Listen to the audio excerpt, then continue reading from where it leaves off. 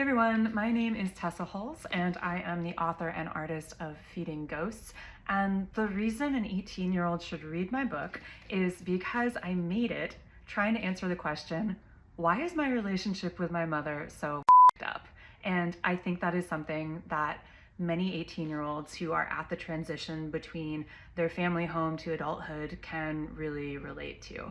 The Cliff Notes version of my story is that my grandmother Sun Yi was a journalist in Shanghai during the communist takeover, and eventually she and my mom had to flee China as political dissidents. And by the time I ended up born in Northern California, my grandmother lived with us, and the context behind all of this history had been lost. And all I knew is that something had happened and my grandmother had lost her mind.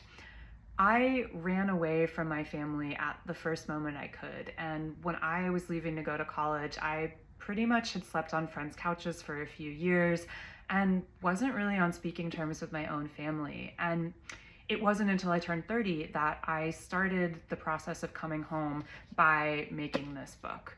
Feeding Ghosts tells the story of what happened to my grandmother, and I did it working in collaboration with my mother.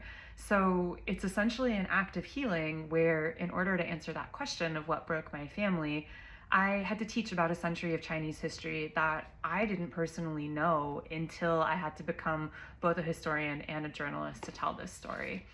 I think first-year students will really relate to the sense of you can't know who you are until you know your past. And especially for people who are the children of immigrants, there are so many places where the negative space and silence and trauma that our parents don't talk about make it really challenging to answer that question. So Feeding Ghosts is for anybody who has wondered where they're from and where they're going. And I really wish that something like this had existed for me as an 18-year-old, because I maybe would not have had to go all the way to Antarctica trying to answer some of those questions.